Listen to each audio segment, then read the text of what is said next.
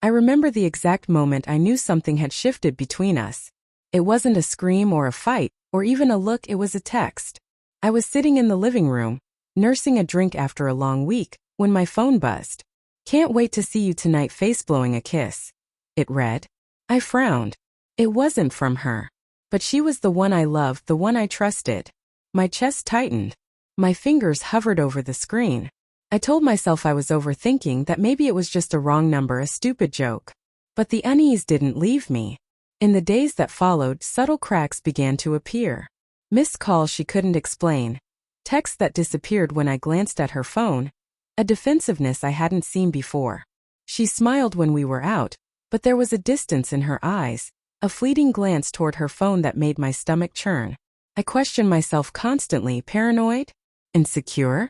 Or had I finally glimpsed the truth hiding in plain sight? Every "I'm fine," she muttered, felt heavier. Like it was hiding something I wasn't meant to see. The party was our friend's annual gathering. A crowded room, laughter bouncing off the walls, champagne in crystal glasses.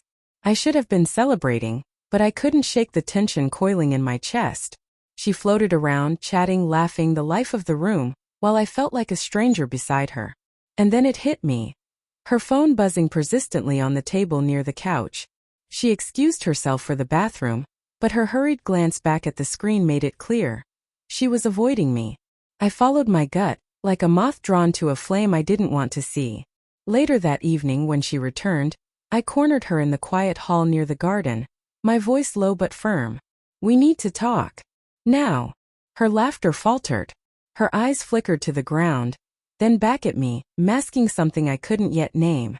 I swallowed my fear, my anger, and pushed it forward, like a knife I couldn't take back. "This isn't working.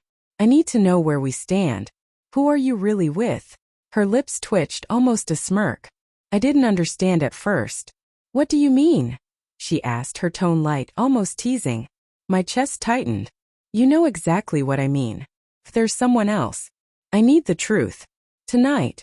Or it's over." For a moment I thought she'd break.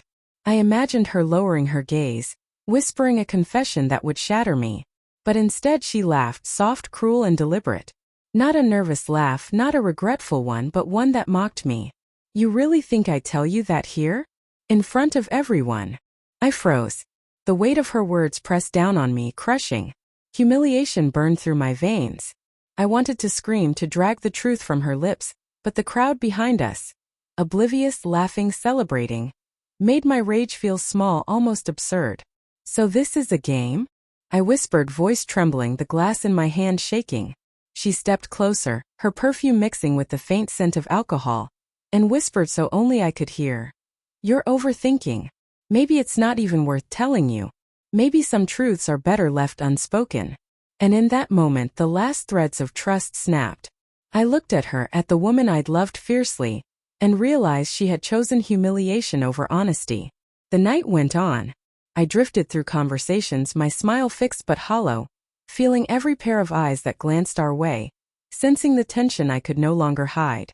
In the car ride home, silence stretched like a chasm between us. I wanted to speak, to demand explanations, but my words felt meaningless. The truth was already there, written in the spaces between her carefully crafted lies, in the way she avoided my gaze, in the laughter that once felt like music and now felt like betrayal. Weeks later I pieced together the fragments, the missed calls, the texts, the disappearances. Every memory that had once felt warm and intimate now felt tainted. Every whispered "I love you" a bitter echo. And yet, despite the betrayal, I didn't hate her. I hated what she had done to us, to the version of love I thought we shared. I walked away. Not in a dramatic, cinematic exit. No slammed doors or shouting matches, but quietly, decisively. I stopped waiting for apologies that would never come. Stopped hoping for explanations that would only humiliate me further. The party, her laughter, her smirk, they faded behind me as I chose self-respect over pain, silence over confrontation.